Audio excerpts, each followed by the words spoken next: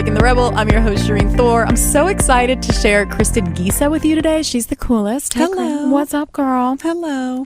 Thank you for gracing us with your presence in the studio today. I am thrilled to be here. Okay, so for everyone out there, Kristin is hilarious. You need to check out her Instagram. Dear Lord, she is literally one of the funniest people I've ever observed and soaked in my life. See, now I feel like you're setting the bar too high. Too now high. They're going to arrive and they're going to see my level of weird and they're going to feel a little sad and sorry for me and be a little unsure and uncomfortable. I just feel like you should undersell so I can over deliver. She's very mediocre. Do not look at it. Is that better? Yeah, that's better. I prefer to be put down. That's where I thrive. Like the insults girl. as women. Yes. We 10 people can tell us we're great, and one person is like, your shoes are ugly, and you walk in front of a bus practically over the whole situation. It's like, it's over. It's done. My shoes. That's me. Yeah. So when you say I'm awesome, I'm like I'm upset. Okay, so I know you through a community of LA creative women who are amazing. I've seen you at house parties. I've seen you at shows. We got our amazing meal together where we jammed out. Yes. And then here we are today in the studio. Yes. So for everyone listening who don't know you like I know you, Yes. can you just give us a little bit of just what your career has been, who you are, what you're up to, and then we can get to talking about your exciting new book. Yeah, absolutely. So first of all, I'd like to say this about the first time we met. We were at an event and I believe I cried in public. And, that's very on brand for me, like crying at work, crying in public. Do it, girl. It's like I will chew through the table to close a deal. And also I will cry for days about a video that I watched that I shouldn't have. That is so me. So I appreciate you not being terrified by that display at that party, like full ugly cry. It was a weird party. Now that I'm describing the party, people are going to be like, what kind of parties do you all go to? It was not that kind of a party. It's not what you're thinking. It was guys. like one of those typical LA parties where we're all there to get more woke and share. That's and right. That's what happened, Yeah. But so I started my career first as a publicist and then grew very quickly into talent management, because here's what I realized as a woman that I think a lot of women struggle with. And that is, I was able to assign my worth. I was giving lots of advice as a publicist that clients were making money off of. And I went to them and said, I am not running the high school yearbook. This is, in fact, a business. Yeah. And I need to get paid for this advice I'm giving you. And that was being a talent manager. Because we had worked in the lifestyle space. Okay. And so I cut my teeth working for the first 16 years of owning my own business with a gentleman by the name of Nate Berkus, who was an interior decorator and was on Oprah. So I worked very closely with the Oprah team and got a real crash course into what that is from a production standpoint, and grew from there into brand building and selling product lines and launching clients with their shoe lines and developing TV shows. And it's really been, I like to say that if you are building your business correctly, it is less like a straight line. It's more like a paint by numbers. It's like 1 minute you're shading in this area and you think you're really focused on that corner of the hummingbird, but it turns out you're going to real quick make a hard right turn and color in the sky. That has, but it's ultimately all going to lead to the right final product of a picture. If you can just stay focused, if you can just not give up, Right. you're going to get there to that finished portrait. I love that. That really has been my brand of my business, just like diligently, methodically, in spite of all the no's, continuing to seek the yeses, just realizing that there are a lot of people who tell you no who don't have that authority, and you just keep on trucking. Love it. And that really has been why I think my business has had so many evolutions. So we do PR, talent management, branding, and now, as you said, I wrote my first novel, which is very exciting. Oh my gosh, it's so freaking exciting. Thank you. Well, and it's so cool everything you've done. You have such a, I come from a world where I was in my own little cubicle and then I broke out and then I became this rebel entrepreneur girl. And that's very isolating and alone. I don't know what you know about reaching out to brands and creating partnerships. I don't know what you know about sort of the bigger corporate sides of entertainment. So it's very fascinating to me that you know all those things, and exciting to me that you know all those things while now you're breaking out on your own. Because I'm like, oh, shit's about to go down. Kristin about to take over. You don't even know what's about to happen. I'm just like excited, you know? I love it. It's just so cool. It's so exciting because I remember we sat down and we just felt a connection at that party. We were like, hell yeah, let's get together. We just grabbed a bite to eat and we just jammed out and talked about stuff. And I felt such support from you, just you being really just an amazing woman who's doing amazing things and wanting to support me. Yes. And I also felt the same towards you. Like, I want to support you. And I do believe that is rare and revolutionary. I do believe that that's what we as women need, you know? Yes. There is, I have stood in some of the most amazing boardrooms, Target, the Oprah Winfrey Show, NBC, retailers, Ace Hardware. I mean, I'm talking across the gamut. And what is interesting is initially there were far less women. And so there was this need to sort of make yourself a part of the boys club.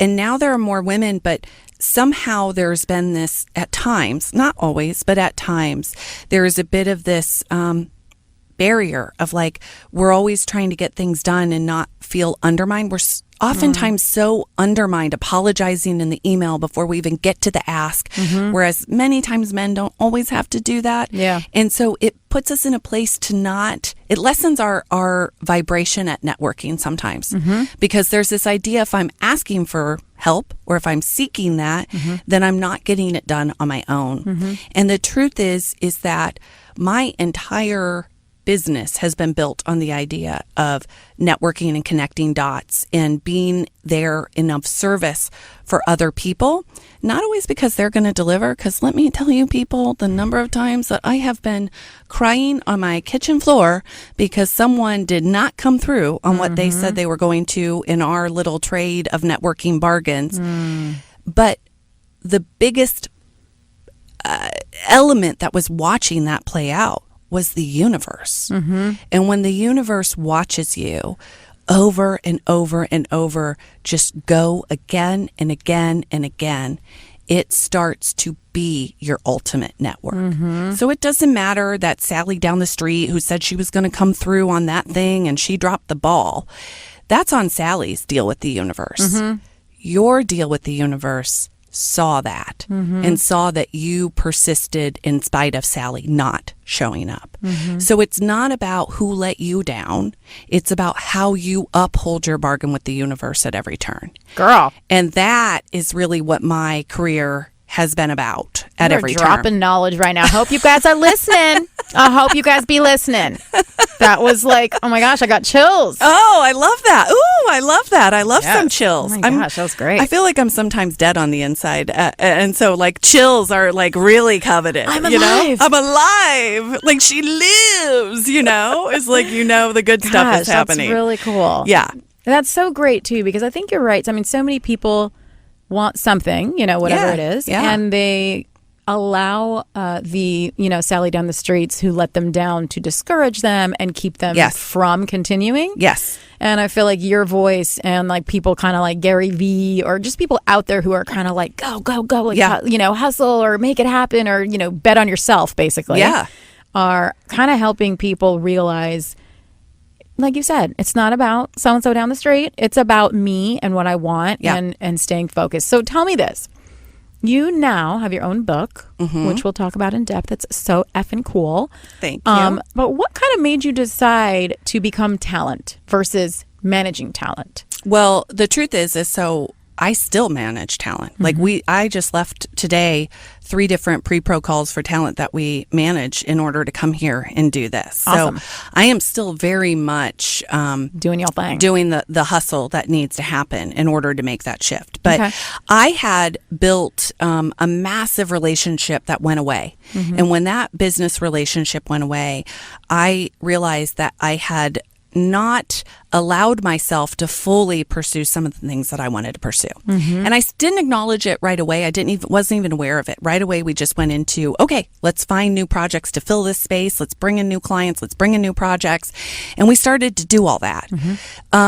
But there was this part of me, there was this element that just kept coming back. And initially, when you are an entrepreneur, you are always looking for an opportunity in business. You're always thinking, how can this be a thing? How can I turn this into a thing? How can I help you get on television and this get done? And I'm the ultimate, like, let's build it. Let's build it together, you know? And so I was doing that initially. And all of a sudden I just thought, you know what? I wonder if I could write that book that I always thought that I might want to write. Yeah. And it just was not optimum timing. My work wife, as I call her, she's worked for me for 13 years, was on maternity leave. And I was literally alone on the ship, for that moment of like, I can't get the printer to work. I don't know where the stamp machine is. Like, it was just the wheels. I felt like the wheels were coming off. Like, I could do the big things, but sometimes the little things, I'm like, Lord, someone help me now. I totally understand. I can't handle this. It is literally the straw that broke the camel's back. It is never the big 50 million pound decision that kills me. It is always like, why can't this thing print straight? I can't do it. This is so ridiculous. But she was on maternity leave, and I called her and I said, I wrote 2 chapters of my book. Do you want to hear them? And she's like, of course, that's all I want to hear, and meanwhile, it wasn't like, can we talk about the baby? I interrupted her maternity leave too selfishly. Like, hey, girl. Yeah. I like the very definition of narcissism. I was like, I know you had a baby. That's cool. But, I wrote 2 chapters of a book. So let's talk about me for a minute. Right. And that's how it started. And I think a lot of people thought, because of what I do, we work in the lifestyle space. We help people get on television. We help them build brands. We help them decide if they're going to be a product line and what that might look like. And I think a lot of people thought, oh, she's going to write her version of You're a Badass. And the thing about that is I obviously do have a lot of business knowledge. But that's not the kind of writer when I went to college that I thought maybe I would one day be. And because I build brands, I know that succeeding is totally contingent upon me becoming the billboard for it, me getting on the Today Show, me talking to all of these podcasts. And who am I in the speck of all of these amazing humans that are already doing that? And I just thought, you have to know your time to strike. And I just thought, while I have all that knowledge, I don't feel that's the calling I'm hearing. For me, it was more this ability to be a storyteller. And so that's why I chose to pursue the idea of writing this rom-com and making that the first swing towards the fences. Because the truth for me has always been, for the first years of my business, I thought I was succeeding because I can chew through the table to get the deal that my talent needs. But I look back now and I realize we were succeeding because of all the ideas and creative strategies and let's design the product this way and let's go after this trend and all of that advisement that I was giving that really set the world on fire. It's so cool. And so that is what then I decided I needed to rely upon if I were going to do this. I was in a growth mode of my business. And that's the interesting thing. I think sometimes when the chips are down, people think, well, just ask for a little. And the truth is when the chips are down is when you should really sometimes go all in. Yeah. Because that is when you need the biggest reward for what you're trying to do. So when it's like when you're not sure if you can reach that next rung, don't look at the next rung. Look at 5 rungs up. Reach that far, because that's when the universe is really encouraging you to stretch. And so to me, it felt like I had spent all this time on this project and then I was man overboard and that ship went out to sea. And I had foolishly felt like I had not built my next boat on land. And writing the book felt a little bit at times like trying to build a boat when you're in 10 feet of water. But it was also kind of amazing because I was really just for the first time relying on myself to say, we're going to commit, we're going to train, we're going to stick the landing, Bella Caroli or not. Like, we're going to do it. We're just going to do it. Love that. And it's come with some great lessons and some great rewards all at the same time. So it's been really amazing. Amazing and dirty, all the things. I just know what you're saying. When you're like, it comes with lessons, I'm like, oh, I know what lessons you're talking about. But it comes with a lot of no's. Yes, totally. Over and over and over and over again. Yeah. And and it comes with people that you thought would show up for you not showing up. Sally down the street, she didn't show up for me. Yeah. People that I had helped them make things happen did not even want to hear that I was writing a novel. And it was like, okay, a lot of things get revealed oh my gosh, to you it's making when me you're angry. going through a journey. I'm getting angry right now. Makes me angry. Yeah. And I know it don't matter. Like, who cares about Sally down the street? Your contract is with the universe. Yes. All the zen, right? Yep. And this is actually right because you went to the show that we just did Thursday night, Misbehaving. Yes, which was amazing. So for those of you listening, there is a recurring show happens every other month in LA called Misbehaving, produced and created by Christina Dunbar. It's a cast of cool chicks. They do storytelling, whatever. So I performed in that. You were there. Yes. And you saw me do. This side of me is in the spirit and this side of me is in the reality. So I feel like I totally am with you with like the universe and the contract, but then the human side of me is so pissed at Sally. Oh no, she didn't. Yes. Oh no, she didn't. Yes. It just makes me angry because I know that you really do help. Like you really supported me and way more than I would have even expected at all. Like I mean, we were just having like a good ass time, girl. We just had a meal. I just thought like connection, but you did like several calls with me afterwards. Yeah.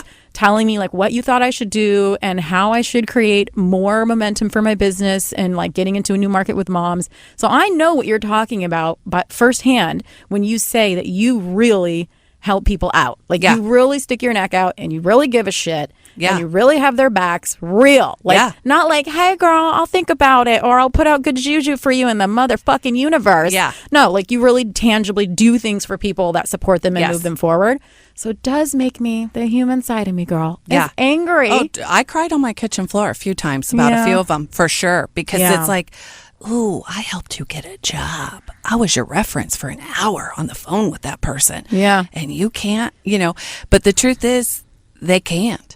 Yeah. And then the power in that is it gets revealed to you. Yeah. As to the path becomes clearer, and that there's power in that. And when the path becomes clear, who's going to show up, who's going to not, who you show up for, who you need to stop showing up for. Yeah. That is amazing in and of itself.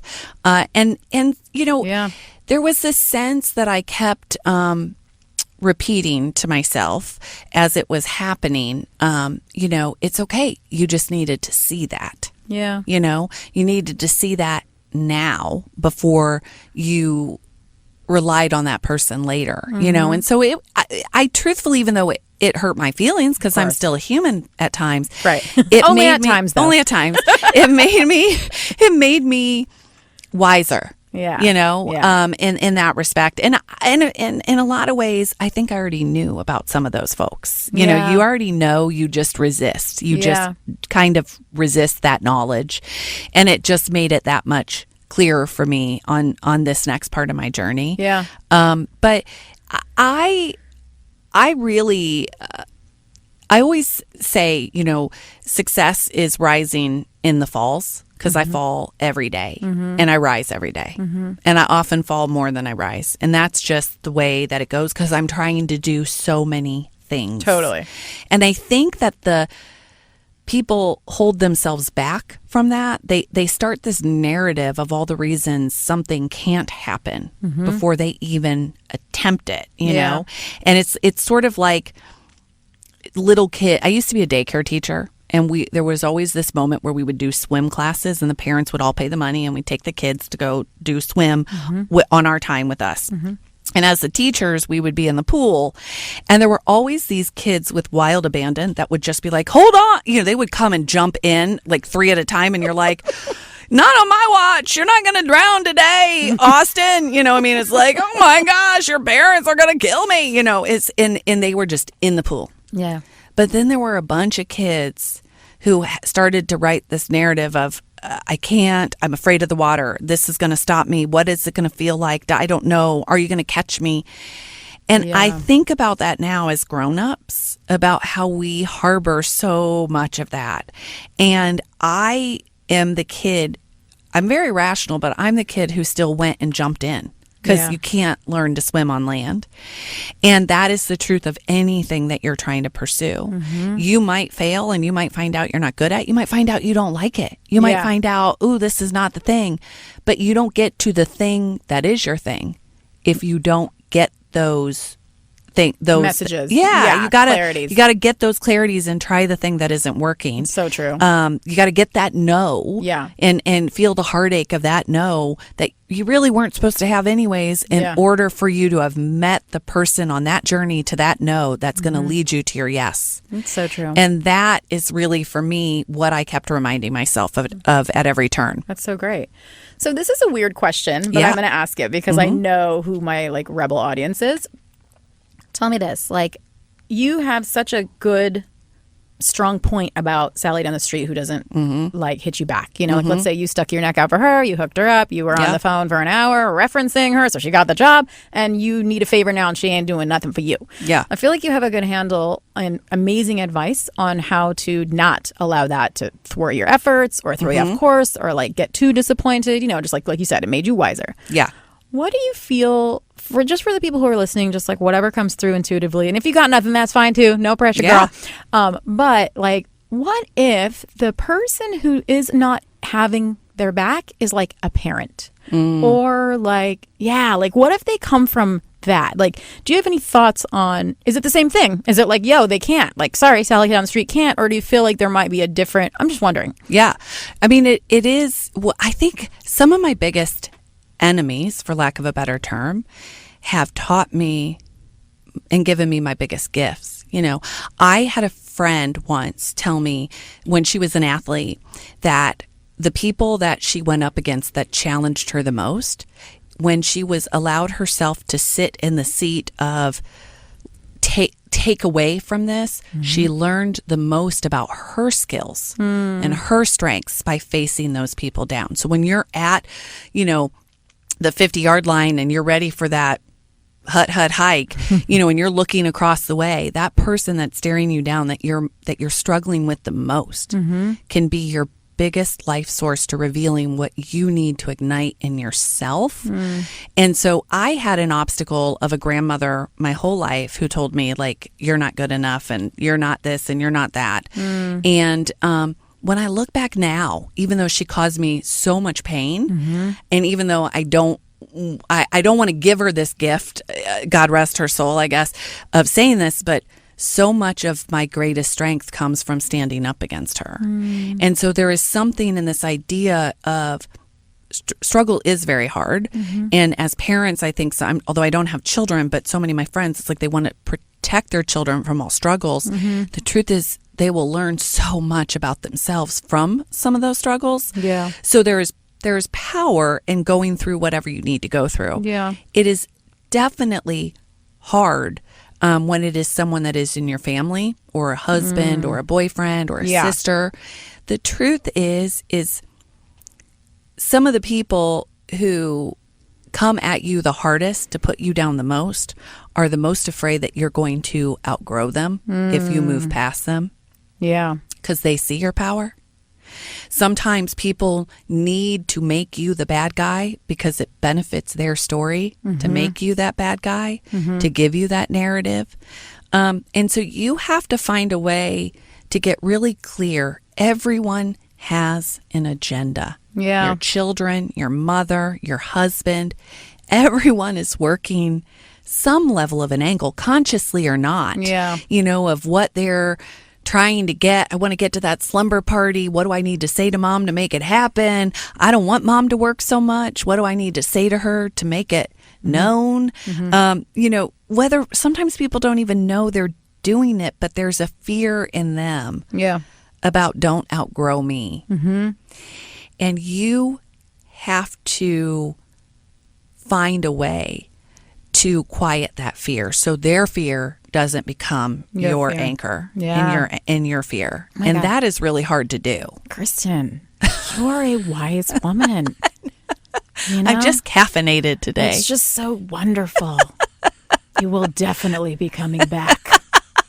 Like, seriously, I'm excited about you. Oh, my gosh. I mean, I was already excited about you, but I feel like we talked mostly like personal stuff and business. Yes. Like, we didn't get to jam like this. This is just, you are making my day, girl. Thank you. Okay, so everyone listening, I hope you're like soaking it all in because she's dropping some diamonds right now. Okay, so your book. Yes. unVerfied. unVerfied. Tell us about unVerfied. unVerfied is about two strangers, one crazy lie. It's about Matt and Margot, 20-something-year-olds who their lives are not laddering up the way that they thought. They're stuck living at home. And they each desperately want to move out. And when they come across a real estate listing that is palatial and significantly underpriced in Los Angeles, they cook up a lie. And what happens next turns their lives upside down. And the interesting thing to me about the book, when I was writing it, I would write a chapter and call my mom, who's in her 60s, and read her the chapter. And I would call Erin, who is my work wife, and read her the chapter. And then the next day, perfect it, do it again.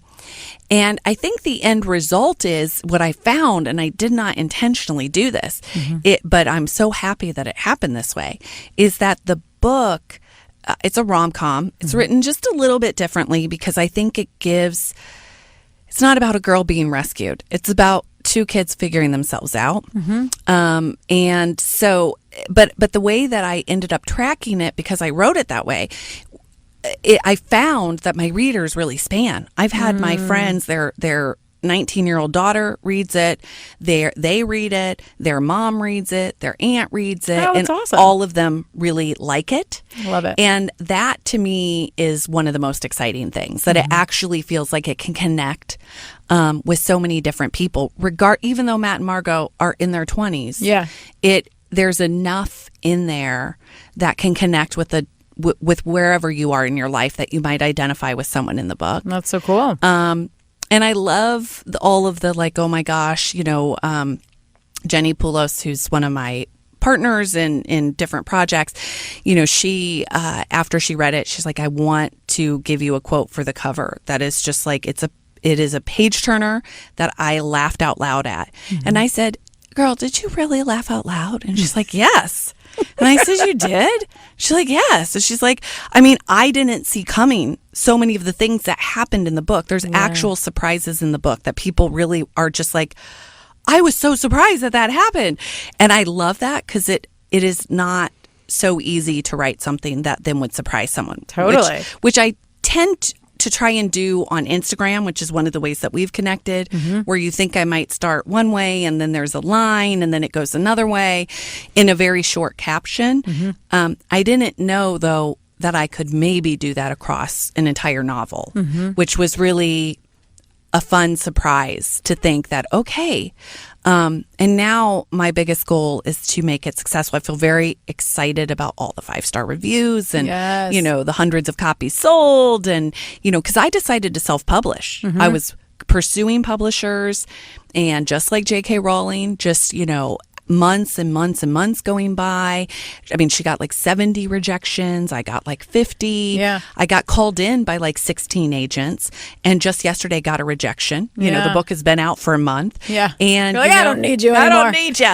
But, they were just like, we like your voice. We like the premise. But, we're just not sure. And I'm thinking, I don't know what y'all are looking for then. If you like the voice and you like the premise, how many people aren't making it out there to get out there because they give up. And, for me, it was like, I didn't write 86,000 words on a page to not go the distance with it. No. Especially because what I do professionally as a talent manager and producer feels like a gut instinct. It is a gut instinct. It is a reflex. It is an intuition. Yeah. It comes naturally to me. But what came even easier was writing this book. Oh. It just felt like, oh, well, what have I been doing? What have I been doing? And so now I really want it to succeed so I can do it again, which is interesting because a couple of my readers pointed out, they were like, why do you need it to succeed to do it again? And it's like, well, I don't think you know me. I'm pretty aggressive type A. Yeah. I don't just do things professionally that I don't figure out how to make them work. Yeah. So it's like, I need to figure out how to make this work, to do all the things, to do all the posts and the Instagrams and the podcasts and figure all those things out to give this a chance. Yeah. To allow more people to discover it. That's the hustle now that we're ensconced in. Hell yeah. I Yeah. freaking love it.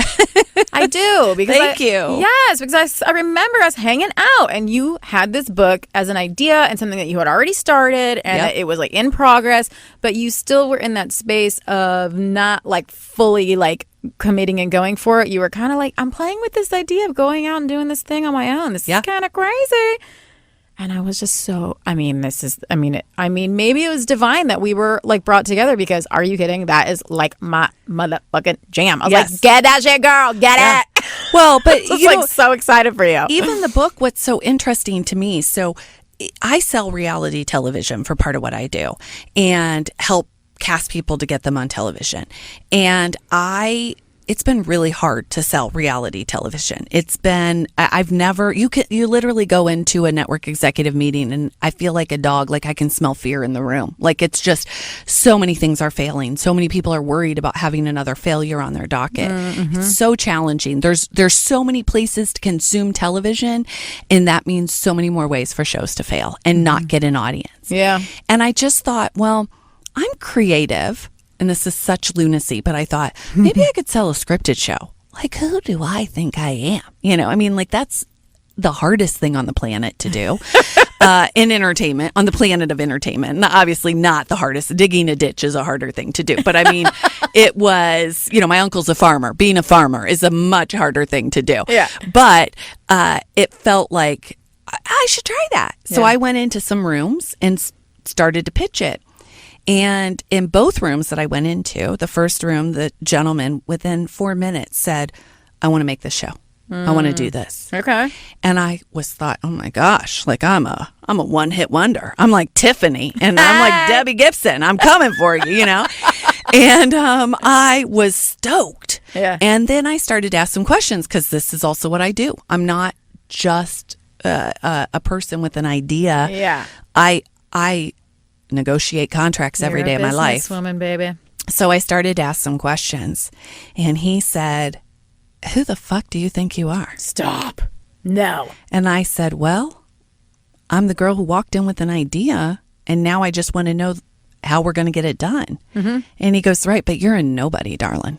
And I said, well, I guess you should add the word yet to the end of that sentence, because you don't know what I am and can't do. And he goes, well, I can tell you're not a writer. So good fucking luck. Wow. And I was just like, okay, yeah, I'll take the lumps, learn the lesson, get smarter, come back smarter. Yeah. I took the next meeting and again, they're like, wow, my gosh, look, we want to do this. Let's get the other guys in the room. And I, learned a little wiser, asked it in I tried to do that female thing where it's like, oh, forgive, just if it's okay, I just have a question, did that whole thing and asked my question and they received it better, but they still just said, listen, you seem like a nice girl, which I love when someone says that to a 44-year-old woman. And I said, like, who works in the same industry as them, and I said, okay, yeah. And they said, well, here's the thing, you're not a writer, so you really can't expect to have a part of this. Let the big dogs take it. And I thought, well, at least they were a little bit more polite about it, well, they mansplaining some shit to me, but they're not wrong. I've never sold a scripted show, so got it. But I also thought, why do I not even get to be in the room? Right? Why do I have to take just my baby and raise it without me? Right. Like with no level, like, can't we be like an open adoption? Can't I be a part of this? Can we do visitations? Can't I just have a little glimpse into it? Seriously. And so I went home and I thought, I can't keep going in these rooms because they're going to want it and then they're going to want to cut me out. And I just thought then someone's going to just take the idea. So that's when I thought, well, you went to school to be a political speechwriter. Very different, not like it's this type of writing. But I thought, I'm going to write this as a screenplay initially. And then I got all jammed up. Do I do it this way? Do I do it that way? And this is where I think it's interesting for the people that are endeavoring to figure out what they want to do. People get stalled in that moment. Now I'm going to learn how to write a screen. I'm going to go this way. I'm going to try this. Which way should I go? I'm going to research. And sometimes the best way to get to get to that next step is just do. Yeah. And I thought, well, I don't know if I do, whichever way I go, I'm going to be in a room with those same guys. You know, I'm going to be still getting that same side eye, slight, So I thought I'll just write it as a book, because then at least the number one thing that they said in the room, well, you're not a writer. Yeah. They can't say. And so I just took that away from them. Good for you. And that's sometimes you just do. You just, people start to focus on the situation of how and why and this and that and the problems and the money it's going to take. Yeah. And I focus on the solution. That's great. Situation is you're in it, you're staying there, you're not taking action. Yeah. You're just circling that same drain of the situation. And solution is we're moving, we're going in a direction. It may not be the right direction. We may have to go on 5 different compasses and 80 different maps, but you're moving. Yeah. And I think there's power in moving. It's so good. Girl. It was a juicy story. You are a good storyteller. I was riveted. Oh, Lord. Okay, so for people who are listening and they want to find you, Yes. where should they go? Allmoxie. ALLMOXIE on Instagram is probably the first way to find me. Yes. And then preferably don't come to my bushes in front of my house. That would be weird. Instagram is better. Yeah. Instagram is safer. All yeah. right. At allmoxie on Instagram. Yes. Yes. She's hilarious, y'all. You won't regret it. Thank you. So my plan is to read the book. Yes. Because now that my kids are in summer school, Mama got some time. Yeah. I need to be entertained. Yes. Okay. So we're going to read the book and then we'll have you back.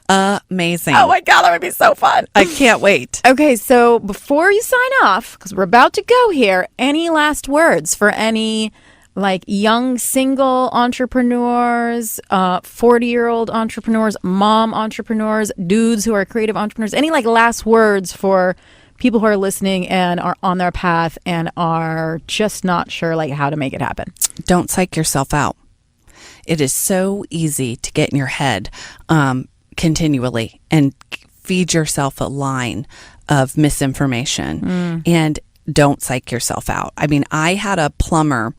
I had a leak in my bathroom, and when I came home, there was all these pools of water in my living room, and I didn't know about the leak in the bathroom. I was like, what is leaking in the living room? Yeah. And the plumber said, it's interesting. The water got in between the floorboards, and that's what brought it out here. He's like, water travels.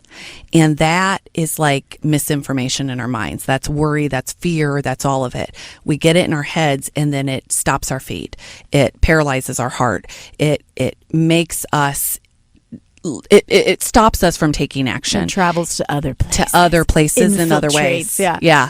And so I would say don't psych yourself out. Just every day take a step towards your goal and don't give up. It's beautiful.